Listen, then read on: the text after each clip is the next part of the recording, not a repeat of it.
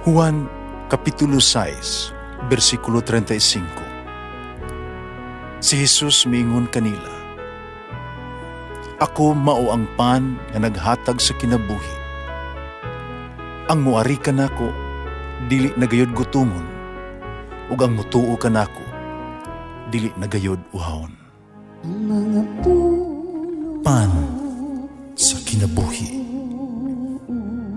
maglikon unta sa mong pagtuo ug gagaka kami sa pagtuman sa imong mahal nga kasuguan. Ang Ginoo manaa kaninyo. Santos Ebanghelyo sumala ni San Marcos. Si Jesus mingon ngadto sa katawhan. Walay magdagkot og suga aron lamang taguan sa gantangan ug ibutang ilalom sa katre. Kung dili siya hinuon ibutang sa tungtunganan aron makita sa kahayag ang musulod sa balay. Kaya tanan niya gitaguan mabutyag, ang tanang gililong madayag. Usa pagmatngon kamo sa inyong pagpamati. Kay kadtong aduna, hatagan pagdugang para walay iya, kuhaan bisan pagani ang dutay nga iyahang giisip nga iyaha. Ang Ebanghelyo sa Ginoo. Pasalamati ang Ginoo kay siya maayo, ang iyang gugma mulungtad hangtod sa kahangturan.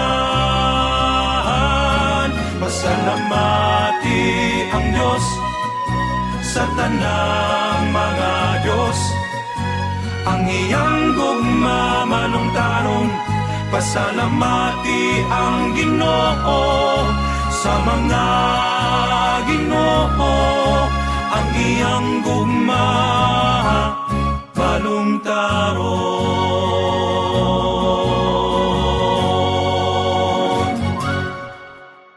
Ang Ebanghelyo karon naghakit kanato sa paglihok. Ang Dios kanunay nga naghatag kanato kinabuhi, kahimsog, trabaho, seguridad, pamilya ug mga higala. Ang Dios kanunay naghalad sa iyang gugma, sa iyang pasaylo ug sa iyang panalangin. Gihatag sa Dios ang ato ang mga hangyo sa pag-ampo. Sinaminaw sa ato ang mga pangamuyo. Ang Dios nagpaila siyang kagalingon, nagpadayag siyang sa mga dasadalan ug nagtudlo sa iyang mga pulong. Hika ni ining tanang mga butang, kinahanglan natong buhaton ang usa ka butang. Ang pagbuhat o usa ka butang mao ang pag-atiman, pag-amuma, pagka-responsable sa unsay atong nadawat gikan sa Dios. Kinahanglan dili nato sila i-take for granted. Kinahanglan dili nato gamiton sa sayop nga paagi o abusahan ang gihatag sa Dios kanato. Ug busa ang Dios naghangyo kanato sa Ebanghelyo karong adlaw kay paampit, ipakaylap ngadto sa uban ang mga grasya, mga gasa, mga kaayo nga ato na sinati uban kaniya. Di na to kini tipigan alang lamang sa tuang kagalingon, no? Kinahanglan natong ipahayag sa uban ang gibuhat sa Dios kanato. Kinahanglan natong ipaambit nito sa uban ang mga panalangin sa Dios. Kinahanglan natong ipahibalo ang iyang kaayo o pagkamaayo gyud. Karon unsa may atong mahimo gikan sa mga grasya nga nadawat sa Ginoo? Gihimo ba nato sila nga mas produktibo? Mas pasalamaton ba kita? Ipakailap ba nato o ipaambit kini ngadto sa mga kabus? Kung unsa ang gihatag sa Dios kanato, kinahanglan dili nato taguan. Kung magbabilid nga para rigid kanato, tipigan lamang alas tong kaugalingon. Samtang kita ipanalanginan, kinahanglan nato sang gamiton ang atong kinabuhi nga maghimong panalangin sa uban. Kinahanglan kitang muhatag o paglaong imbis muwad-an og paglaong. mahimong tinubdan sa kaayo kaysa hinungdan sa pagmahay.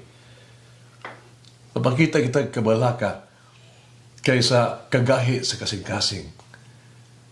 Sa ingon, mahimo kitang kahayag sa uban o magpadayag sa kaayo sa Dios alang sa uban. Usa to ang pag-atubang unya sa Dios, kita pagahukman, kung giunsa nato pagpaampit ang mga panalangin sa Dios. Kung giunsa nato papakailap ang mga gasa sa Dios ngadto sa to ang mga igsuon. May sugilanon. Sa mga lamong kaayo respetado nga Buddhist nga munghi nga mihatag niini siyang tambang ngadto sa mga estudyante. Siya miingon, sa katapusang tulo lamang kabutang ang importante. Kini mao ang musunod. How fully you lived, how deeply you loved, and lastly, how well you learned to let go of things not meant for you. Maigsoon, usawa nato nga maghimong tang panalangin sa itong pamilya o sa tuang mga higala. Usawa nato papakita sa itong pasalamat nito sa Dios o sa tuang pamilya sa tanang maayong mga butang nga atong nadawat gikan kanila. Pag-ampo kita. Minahal nga Ginoong Hesus, among kinabuhi ug among gugma. Gidahay ko ikaw, nagpasalamat ko kanimo. Nangayo, maayo kayo kakanako. Ikaw, magyatagon kayo. Tuguti ako, nga ipaambit ang imong kaayo ug ang tanan nimo mga grasya. Tuguti ako, nga magpasalamat sa imong tabang ug kaayuhan. Tuguti ako, Ginoong Hesus, nga dili hakog o kakuripot. Tabangi ako sa paglikay sa pag-unahuna lamang sa akong kaugalingon. Nasiga ako sa pagpaambit o pagservisyo. Luwasa ako gikasnitasyon sa pagtago o sa pagpanag-iya. Giyahi ako sa pagkinabuhi, pahigugma sama kanimo. Amen. Mama Mary, may my light shine before others, giving praise to God and not to myself.